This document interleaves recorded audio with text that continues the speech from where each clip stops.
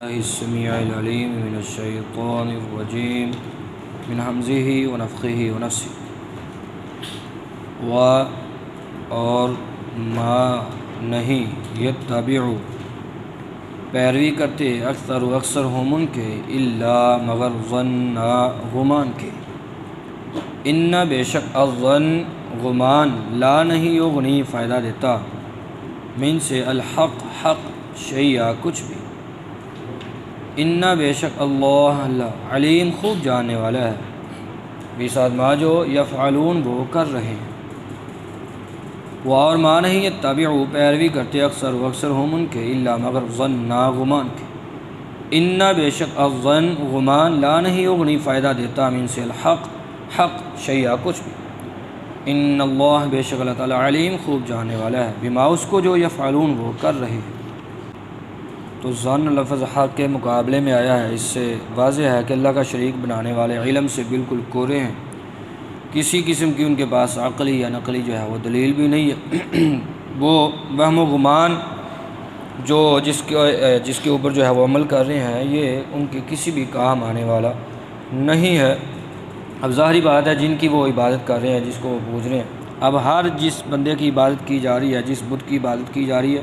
اس کے بارے میں جتنے بھی لوگ اس کی عبادت کرنے والے ہیں الگ الگ جو ہے وہ گمان رکھتے ہیں۔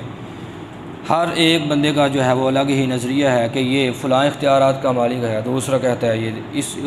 اس قسم کے اختیارات ہیں اس کے پاس، تو اللہ کہتے ہیں یہ حق یعنی یہ گمان کی صرف پیروی کر رہے ہیں، ان کے پاس کسی قسم کی کوئی دلیل نہیں ہے اور یہ حق بھی نہیں ہے۔ وہ اور ما نہیں کانا ہے ھذا یہ قرآن ان کے یفترا وہ گھڑ لیا جائے من دون اللہ اللہ کے سوا، واو لیکن تصدیق یہ تصدیق ہے الذی جو بینہ درمیان یدئی ہاتھوں ہی اس کے بینہ یدئی اس سے پہلے، اور تفصیل ہے الکتاب کتاب کی لا نہیں ریب کوئی شک فی میں ہی اس من سے رب العالمین تمام جہانوں کے۔ وہ اور ما نہیں کانا ہے ھذا یہ القرآن ان کے یفترا وہ گڑھ لیا جائے من دون اللہ اللہ کے سوا، لیکن تصدیق یہ تصدیق الذی جو بینہ یدی اس سے پہلے، اور تفصیل ہے الکتاب ہر گزری ہوئی کتاب کی لا نہیں ریب کوئی شک فی میں ہی اس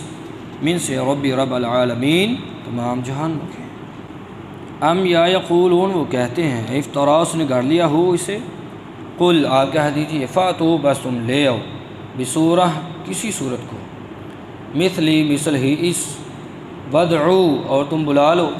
من جسے استطاع طاقت رکھتے ہو تم من دون اللہ اللہ کے علاوہ ان اگر کن ہو تم صادقین سچے۔ ام یا یقولون وہ کہتے ہیں افطرا اس نے گڑھ لیا ہو اسے، قل آپ کہہ دیجیے فاتو بس تم لے آؤ بسورہ کسی صورت کو مثل ہی اس ودعو اور تم بلا لو من جسے استطاع طاقت رکھتے ہو تم من دون اللہ اللہ کے علاوہ ان اگر کن ہو تم صادقین سچے۔ تو توحید کا ذکر اور شرک کی تردید کے بعد اب یہاں جو ہے وہ قرآن کی حقانیت کا ذکر ہے، اس کو بیان کیا ہے کہ اگر تمہیں جو ہے وہ یقین نہیں ہے کہ یہ اللہ رب العالمین کی طرف سے ہے تو پھر سبھی انسان اور جن جو ہے وہ اکٹھے ہو جاؤ اور اس جیسی بلکہ چھوٹی سی کوئی سورت الکوثر جیسی جو ہے وہ کوئی ایک سورت ہی لے آؤ، آج تلک بلکہ قیامت تک جو ہے وہ کوئی بھی سبھی بلکہ مشرک اور کافر مل کر کے بھی اس جیسی ایک صورت بھی جو ہے وہ نہیں لا سکتے۔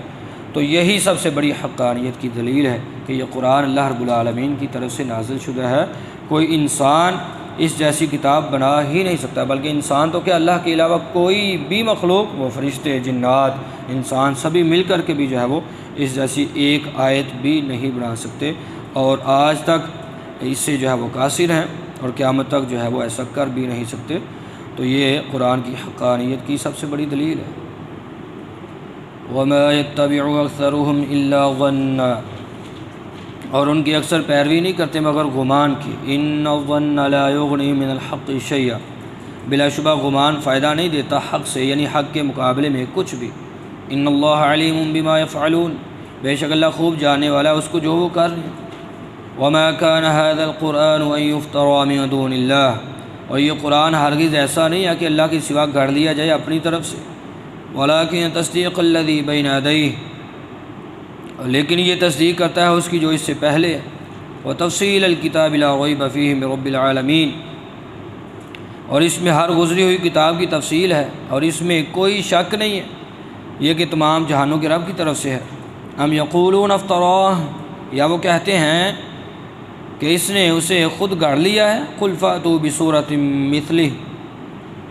آپ کہہ دیجئے تو تم اس جیسی کوئی صورت لے، وادعوا من استطعتم من دون اللہ، اور تم بلا لو جس کو بلانے کی تم طاقت رکھتے ہو اللہ کے علاوہ، ان کنتم صادقین، اگر تم